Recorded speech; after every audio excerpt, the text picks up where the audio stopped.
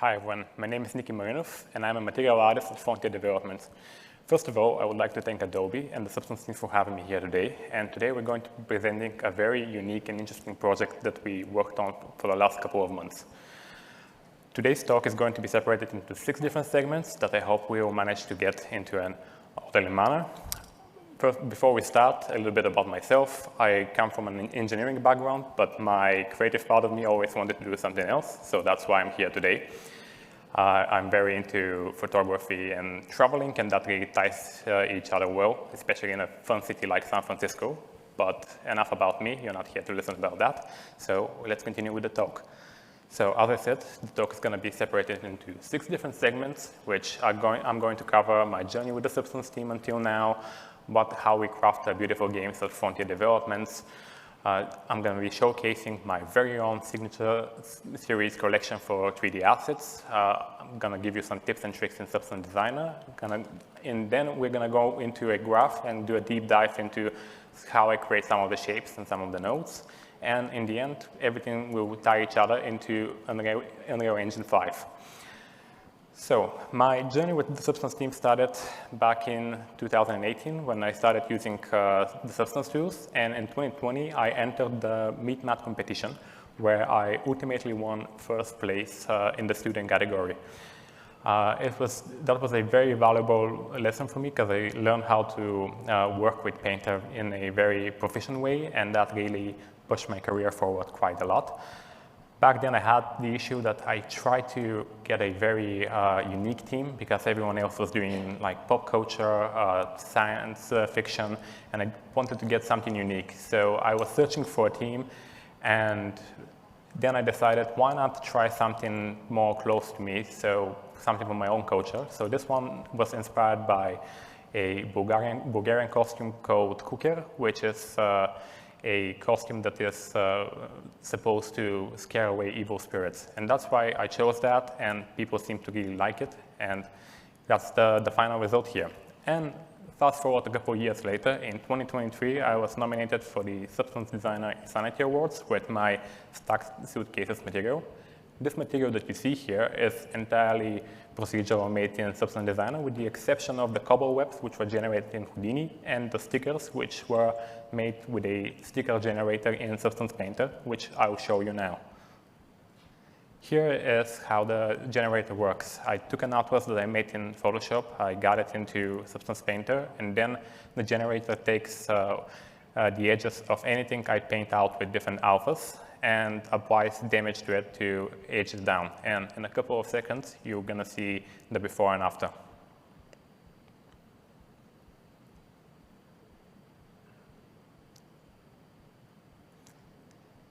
And after that, we brought this into Designer, and you can see everything ties into each other very well. And that's how this material was created.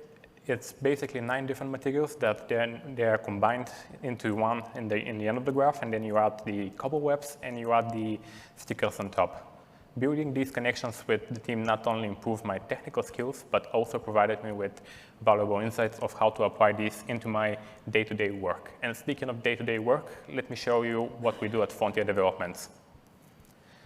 I have spent the last 4.5 years at Frontier Developments, and I can tell you that it's a very special place because all of our games are very different and very unique. And when you go to a new project, it's a new art style, a new challenge is presented to you, so everything is fresh and it keeps it interesting. The material team there is absolutely fantastic, and we push each other to become better every day, and that's how I've become better at using the Substance tools. I joined Frontier in 2020, where I joined the development of Jurassic World Evolution 2, and now we'll explore some of the materials and some of the techniques we use to make these beautiful games. Here you can see some very generic tileable textures. They're not anything special, but Substance Designer allows us to keep everything consistent between these. But let's dive into something more complicated, like layered materials. Here you have a lot of layers that you have to achieve. And Substance Designer allows us to solve some problems. Like, for example, we didn't have enough time to make damaged buildings. So usually you would model a new building that's damaged and switch between those when you have that, but we didn't have the time. So we decided to create these very complex layered materials and apply those into a layer underneath the building. And when the building is broken, we use a shader in our engine to kind of fake that effect with a parallax occlusion. And here you can see playing with the slider how the parallax occlusion slide works. Moving on, let's look at the Formula One manager game. Even though this is a manager game, because of the different camera types, we had to develop it as the way our actual racing game is going to be developed. And I was responsible for texturing all the cars and the tires, and that was a very fun thing to do because we had to work with all the different F1 teams to represent their cars in the best possible way. So we had to look at all the colors, the different lighting, and decide how to use them and how to apply them properly inside of Substance Painter. And as I said, tires, here is a shader that we made that melts the tire procedurally over the race. It's hooked up to different parameters like track condition, atmosphere, and in the end of the race, when you have to pit stop, the tire is already worn out and you put a new one, and that's how this works. At Frontier, I have to do a lot of trim sheets, and I've gotten really proficient at making these. And it's very fast to do this with Designer. Once you have a couple of them, you can reuse a lot of the graphs, and that you can speed up the process quite a lot. By the end of it, there were 66 different trim sheets consisting of 260 different curves, which we managed to get inside of the game. Me and a very talented artist called James Mitchell managed to plan and carefully consider these curves, and we managed to do this in under 2 months, where you have, as I said, 260 different curves and assets to use. Now let's move to one of my favorite projects, the Warhammer game, Warhammer Age of Sigmar Realms of Ruin. Here you can see all the variety you can get from Substance designers, and everything here, as you see, is procedural. This is the Ruins level. I was responsible for texturing everything that you see here with different tileables, different trim sheets, different atlases. And it's a very, very fun thing when you get to ownership of such a big level, because you directly impact how the level is going to look, and you work closely with art directors to establish that look. And here's another shot from the top. The Substance tools allows me to reuse a lot of the different graphs, which allows us to speed these things up and texture this level in less than a couple of weeks, which is very fast. Here you can see the other trim sheets that I did for those levels. And as I said, basically at Frontier, whenever they have trim sheets, they go to me because I've gotten so proficient at making those. Everything here that you see is made in Substance Designer, with the exception of the skulls on one of the trim sheets. Because when you're in a production, it doesn't really matter if you make everything in Designer, it just matters if you make it really fast. So that's just a bake from a lovely library at Frontier. And here's the next kit that I was responsible of doing, which was the Stormcast city called Harkanabis. This had to be a very kind of new type of limestone, but also to have the feeling that it's in reconstruction. So it was important to get that balance right. Here you can see the kit working in action. And then I want to show you one of my favorite materials that I did for the game, this procedural fur material. I was able to create multiple different furs just with the different parameters exposed in Designer, which is a very powerful thing to do. And now I'll show you how we apply those to very big assets that usually would have a lot of repetition in them. We're using vertex paint with 4 different channels. And while vertex paint is not something unique to our game, because most modern games use it, when you have good textures supporting it, it can be very powerful. And when you have big assets like 24 meters, 32 meters, you can really break up that repetition. And here you can see how we paint the different furs on top. And then here you can see the final asset in game and how that looks. I think having a very good texture underneath really helps push this. These tools have become an essential part to our process at Frontier, especially when working on large-scale projects. Now I think it's time to move to the main event, unveiling my very own Substance Signature 3D collection for Substance 3D assets. Texturing in the past, a Bulgarian village. I was very conflicted at what team to pick when I started working on this. And I tried looking at the other Substance signature series before me, and I wanted to get something unique, but also something very useful to you, the user. So I decided to look back on the meat mat, and I had the same dilemma there. What should I do? What team should I pick? So I decided, why not expand on this? I can actually go and take real-life references to all of these villages and then apply them and make useful materials that I hope to see in all of your projects soon. The Substance collection was inspired by the Bulgarian Revival period of 19th century, and it combines rich culture with some visually stunning materials.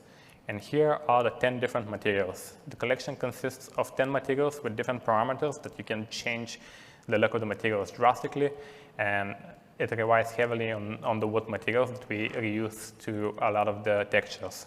And for example, this is the varnished wood material that is very versatile, and you can change a lot of things to it. Especially you can apply a lot of varnish effect like this until it's fully varnished with the parameters. We can then apply this to a wooden floor, for example. Here you see the wooden floor with a damage parameter. You can scale the damage, you can remove it, you can add it. There's so much versatility that you can add. Or if you want, you can make a newly varnished wooden floor. That's also a possibility. Or if that's what you want to do, we can do a wall material, for example. Another very important material that I wanted to do was a stacked wall material. And everyone who's used Substance Designer knows that that's very hard to achieve procedurally. So I spent a lot of time trying to decide how to create that, and I think I managed to get a very interesting looking pattern without leaving Substance Designer and made this fully procedurally. I now want to show you one of my favorite materials that really pushes Substance Designer to its limits, and this is the old wooden door. And the old wooden door is, as you see here, is just a single 3D plane with displacement and nothing else. What I want to state here is that the silhouette of a shape is very important. You shouldn't have only straight edges everywhere. You have to change the silhouette, and not only the opacity cutting it here, but the shape itself. I think if you do that right and think about the simple shapes first, your materials are going to look fantastic. Now let's move to another material, which is the stone roof. The stone roof was a very tricky material with all the debris on top.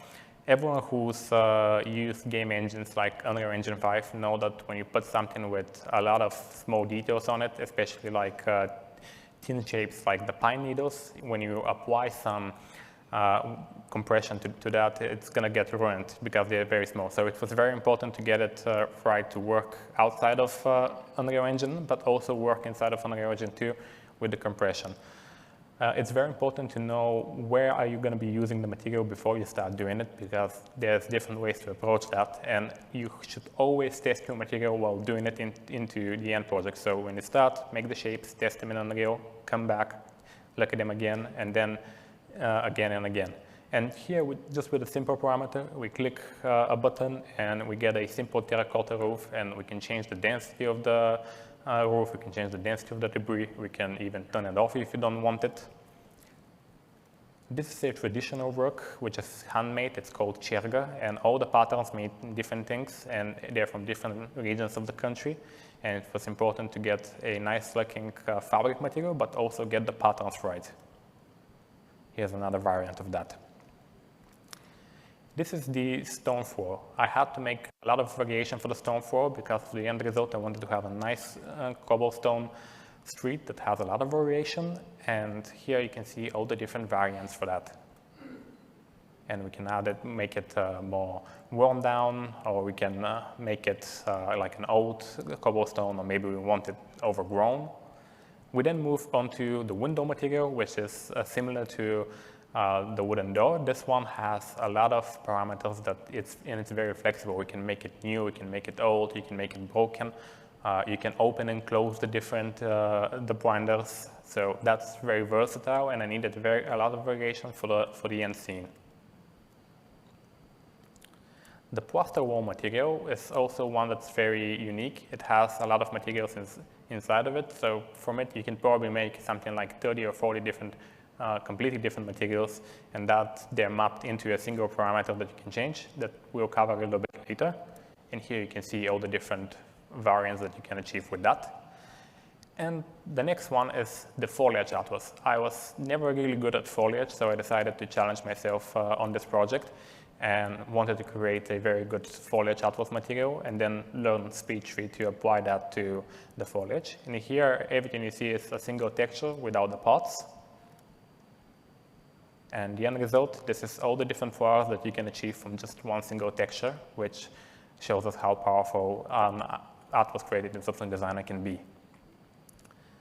Here are all the houses that I built for this project. In the beginning, I wanted to make just one house and maybe have a little diorama and render that in Marmoset 2 back and make it all pretty. But then I decided why not do another house, and by the end of it, there were like 6 different houses. So I decided it's not going to be worth it to render it in Marmoset. Let's do a whole scene in Unreal and showcase how powerful those textures can be in there. Here's another closer look at all of these. All of these are actually from different regions of the country, but during the same period. And here it is up close and set dressed with all the assets created. All the extra assets that you see here are created with the same textures, but probably painted, just textured in Painter instead of Designer, but they're still utilizing the materials that you see here.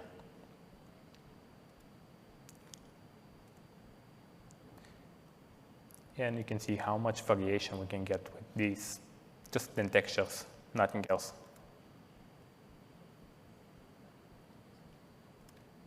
Now that you have seen how powerful Substance 3D Suite can be, I want to show you some Substance Designer tips and tricks to show you how the series was created. Here, with the help of the Substance team, I created a very versatile material, and diving into the pixel processor, here are some functions that allow me to blend essentially 5 or 6 different materials into a single slider. And here you can see with just changing the slider how you can achieve the different results and how versatile everything can be inside of Designer when you have so much parameters exposed.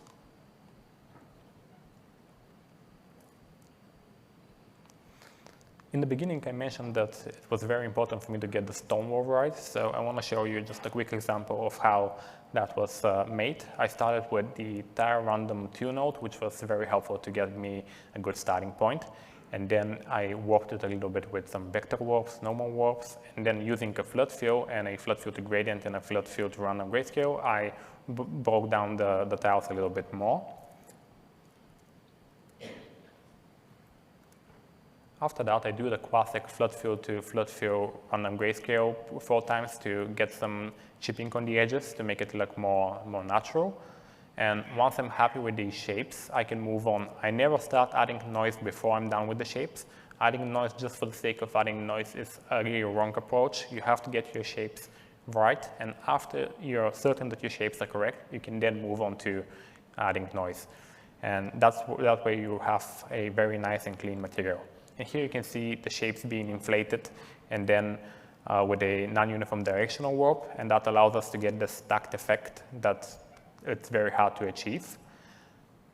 And after we're certain that this is the end result and these are the shapes that we want to use, only then we can start adding more different effects and noises on top. And here we add the grout and a little bit of noise. And only when we're certain that this is done, we can then finish the material with the different like wooden beams or ivy, and then this is how it looks in the end. This is just a single plane again, nothing fancy, just some displacement, and that's how the material can look in the end. And here is just the height map working. Now that we've explored some of the tips and tricks used to create the shapes, let's go a step further and break down a more complex graph and see how these concepts apply in practice.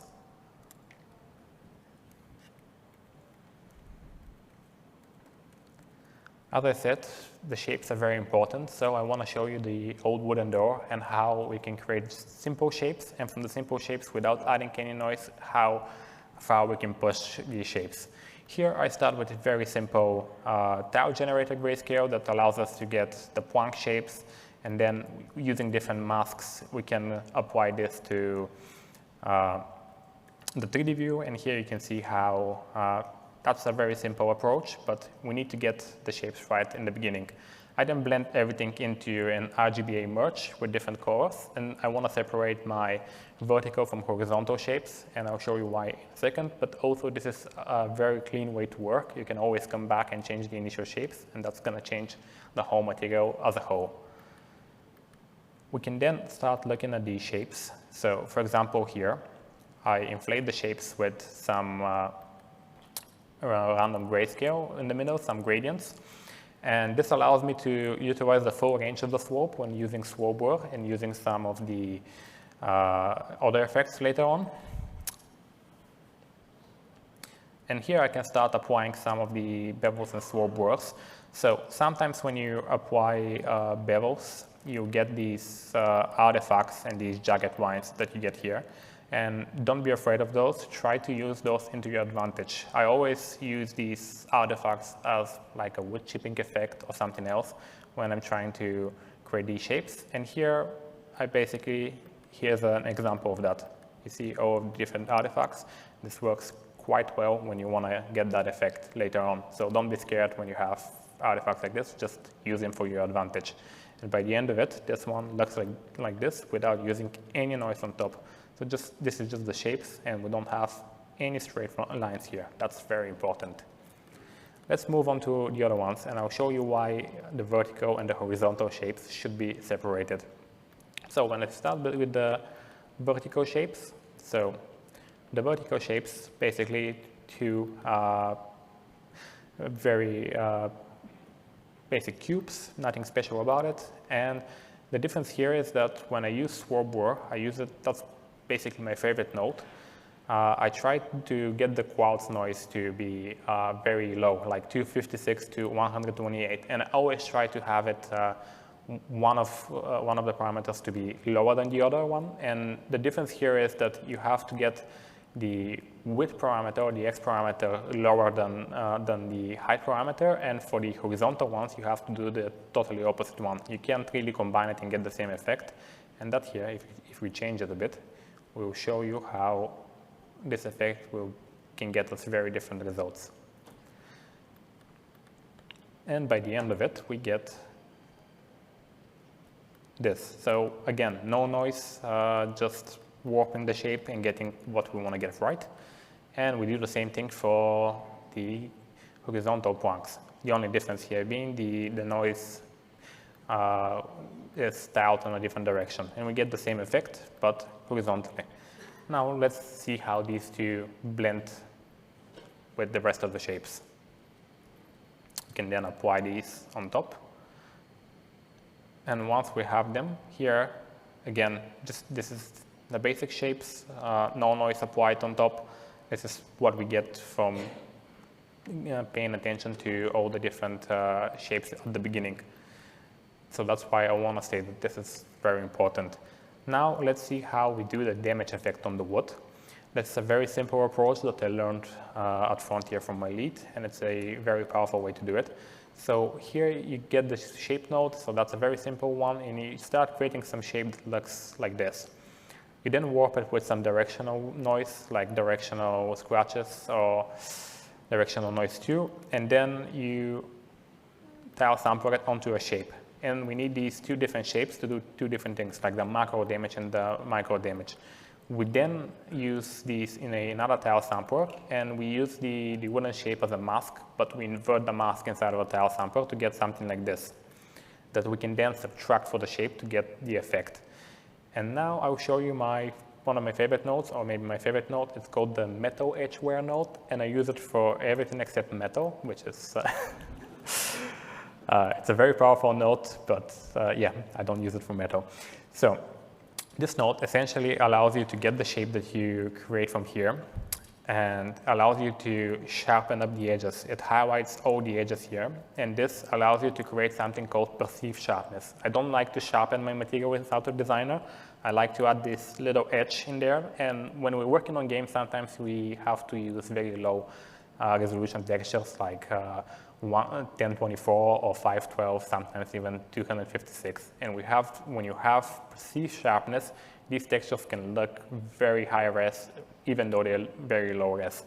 And once we apply this to an actual shape, you can see that. And here you can see what I'm trying to show you. All of these edges are now highlighted, and when you start compressing these will compress very nice.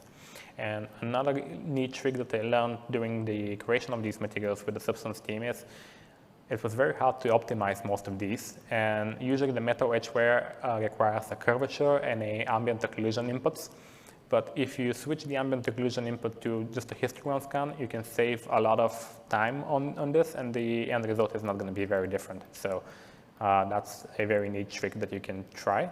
And let's see how these apply to the actual shapes.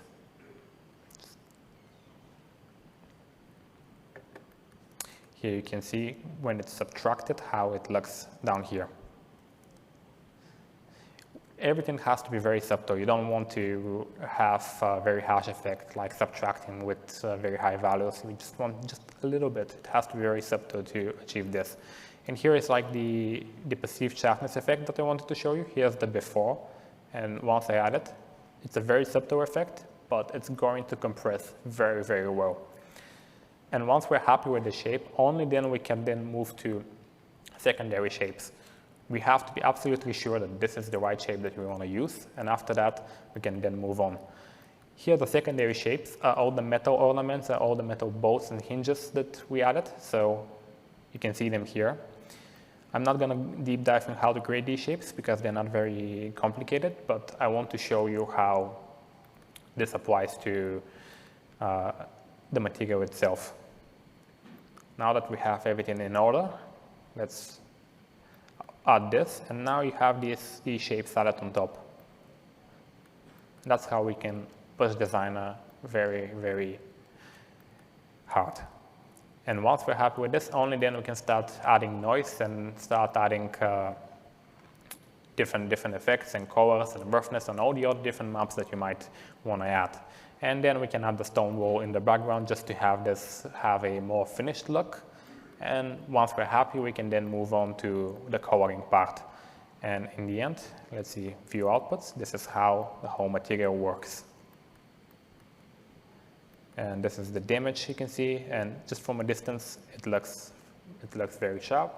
And now we have a lot of exposed parameters that we can just play around with. Now if we click this, we can add the different shapes, and then with a single parameter we can just make it way bigger. And that's how powerful Substance Designer can be. And you can change so much stuff with it, like Planck density or the damage or the gap between those. We can make it newer, you can make it older. Like we have parameters for age, and we can then add the varnish amount to it, make it look a lot newer, and then we can go back to it and just create the now order. That's how powerful Designer can be. You can make so much variation with just a couple of single nodes. And now that we've explored how to create these shapes, let's get back to the deck.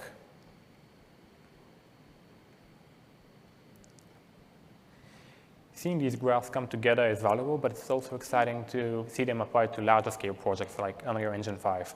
I told you before that it was decided a little bit later in the project that we would go into Unreal Engine 5, and Substance Designer allowed me to create a lot of variation to create this whole scene that you're currently going to see.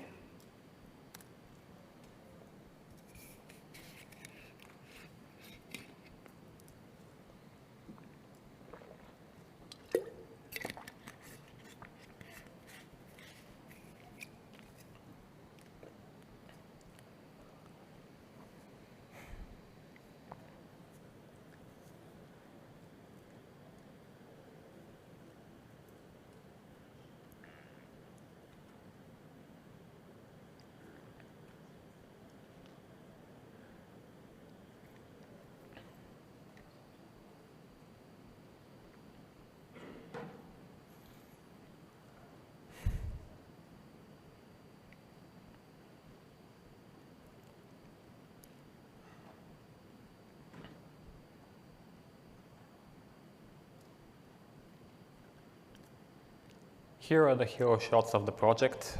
We have all the materials that you see. It was very important for me to get all the foliage right, especially the roses. Those are very culturally important to us. And you can see all the works and all the different assets. And as I said, most of these assets, or maybe 99% of these assets, were textured with these 10 textures inside of Substance Painter. Here you can see the detail lighting and all the wonderful materials inside of the scene, and especially the scene itself. And here you can see some of the different houses. As I said, in total we had 6 different houses, but you know, with game development, if you rotate one house, maybe 90 degrees, 180 degrees, you basically get a new house. So we got a lot of variation in the end. The mountain you see in the background is actually a real-life mountain from Bulgaria. I got from satellite maps and put that into Gaia and then into Unreal. So that's a nice little Easter egg that we can see there. Usually I wouldn't make a game project like this at work. We carefully plan all the assets and then we plan how we can support these in the material team with textures. But here, because this is a Substance Signature series, it was a little bit different. So basically all the assets had to have low geometry and support all the textures had to be carrying the whole project and support them. And so it's a little bit the opposite. And what I wouldn't do in an actual project is not put non-light displacement on everything, especially not on transparent objects like the roof. But because this is a Substance Signature, I had more flexibility on that. And here you can see, again, the final beauty shot of the render.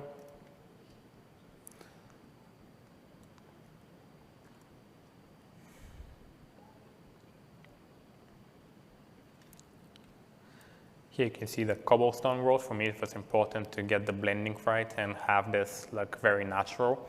Everything that you see on the ground is just the landscape that's been altered with the different textures. And by the end of it, I think I had maybe 8 or 9 different layers blending, and let's now explore that. Here you can see how these are blending together. Even the water is part of the textures, and then we can paint these on top. We can add the manholes, we can add the old cobblestone, we can remove the water if we want. That's up to us when you're using these textures.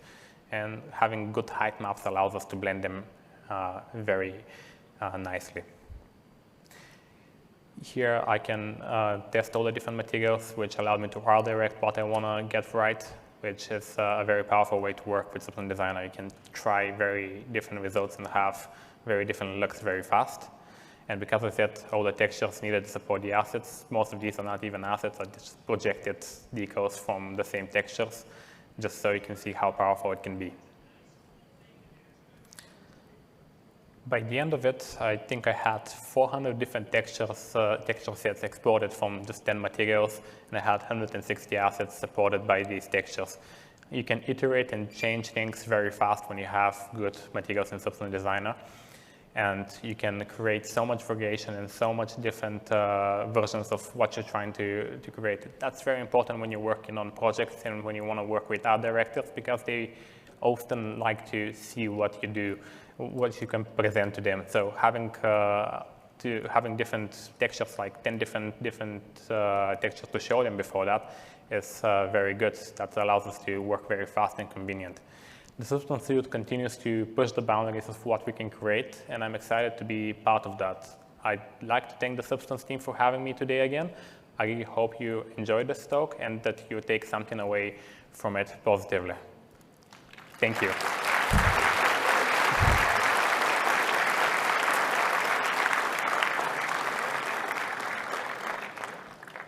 I will now take some questions if you have some.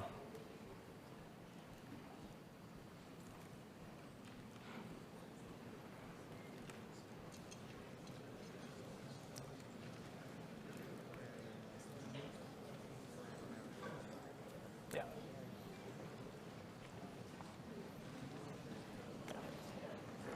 Oh, excuse me. Mm-hmm. Oh, hello. Yeah, go ahead. Oh, okay. Hi.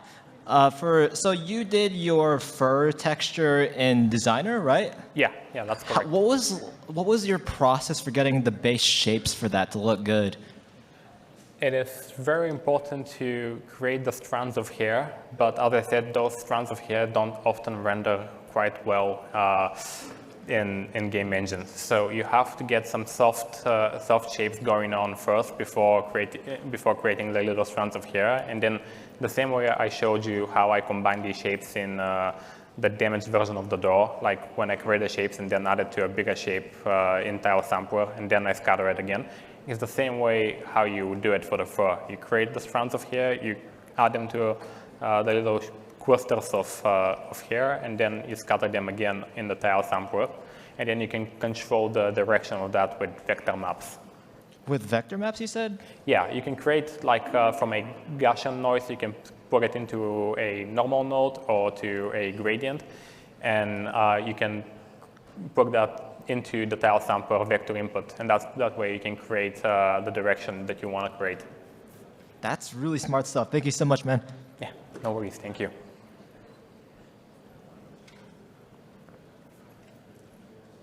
Hello. For your there's a QR code up here before that had like a link to something. Was that an art station?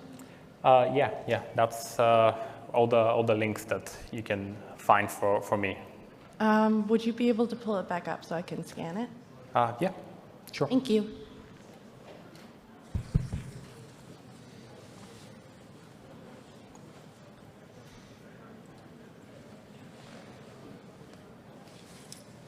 Can we put that on the screen? Yeah, thank you. Thank you.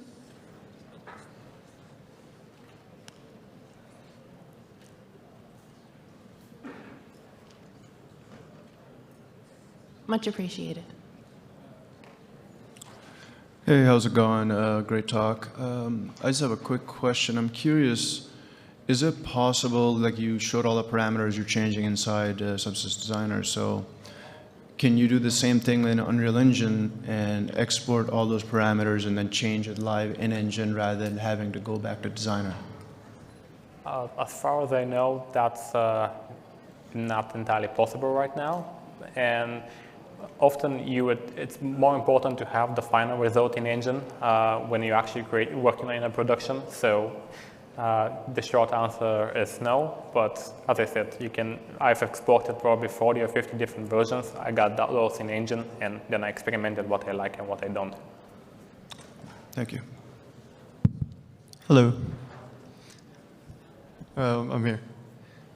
I think all of your stuff is very advanced to me because I'm just starting to learn Designer, and I'm figuring out how do you learn how to make a new texture when you're not really that knowledgeable about Designer.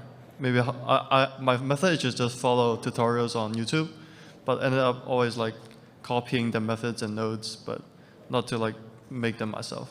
Do you have any tips on how to learn to make new textures? Yes, so you should always start with some tutorials. There's a lot of tutorials on the Substance Team's YouTube page. There's also a lot of tutorials on ArtStation. I think something very valuable is like when you're starting a new texture from scratch, you can always search that texture on ArtStation. Someone's probably made something similar and they'll probably have some breakdown of it. So that's a very good way to learn how to create something. Another option is, as I said, focus on the small shapes, just blend stuff, use transform nodes, use simple shapes, create your base shapes, and then move on to adding more complicated noises and stuff. That's where you're gonna learn everything. But for now, just focus on some tutorials, focus on simple things like some tiles, some brick shapes, and you eventually get there. Designer can be very daunting in the beginning, but at some point, everything's gonna click together and you'll immediately understand how everything works. Great, thank you.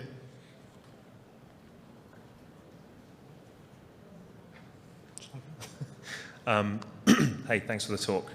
I just wanted to ask, I really liked your tip about the sharpness and the compression artifacts you get sometimes with, sorry, am I too close to the mic or is that just me? Yeah, obviously in game development, like, yeah, you're right. A lot of the textures get crunched, often at the end of the project. So I'm just kind of wondering, do you have more tips for things you can do earlier with your materials to kind of proof that out? You know, so later when you have to compress stuff, it's less likely to go, oh, you know, it doesn't look so good anymore. Yeah, so as I said, you have to get a very fine balance between how small the shapes can be and how big they can be. So you often have to go back and forth between Unreal or the engine you're going to be using to check how those work. Also, it's very important to know your project, what type of compression you're going to be using. There's like a couple of different types, and they're going to give you different results. But focus on checking these shapes first. Also, when you're working with gradients, be very careful. Those don't compress very well, especially if those gradients are gray. So just limit how much gradient effects you have in your material from the beginning. If you're making something more complicated, I think that's very important. Yeah, thank you. Gradients is often an issue. I was going to say, are there any other solutions you have for gradients other than just avoid them? Do you use any other ways around them, or do you just try and stay away from them when you can? For the most part, you just try to stay away from them. Sometimes you can kind of cheat them, as I said, with different compressions. For example, sometimes at work we do allow to use some of these compressions, and when we were working on Formula One, we were putting the roughness inside of the blue channel of the normal map, so we can sorry, not the roughness, the height map of the blue channel of the roughness map because the normal map compresses a lot better than every other maps, and that way we could save texture samples, but also use the height map for blending, which was a way to kind of get around it. Thank you, that's great advice. Thanks a lot.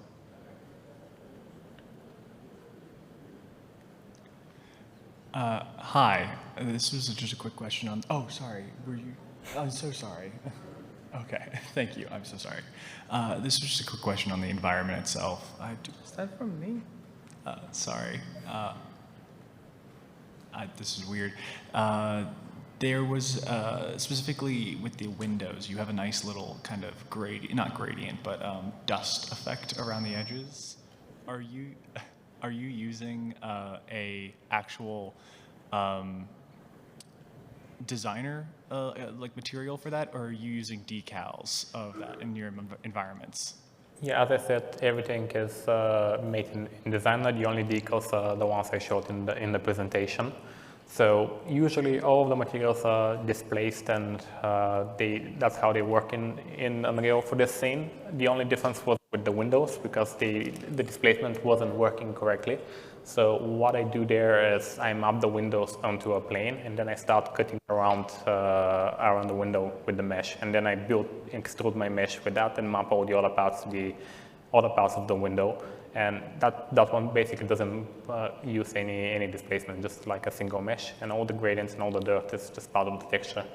Okay, awesome, cool. I was wondering about that. It was like a really nice effect, and I've been messing around with that recently inside of Designer, and I just really appreciate that. Thank you.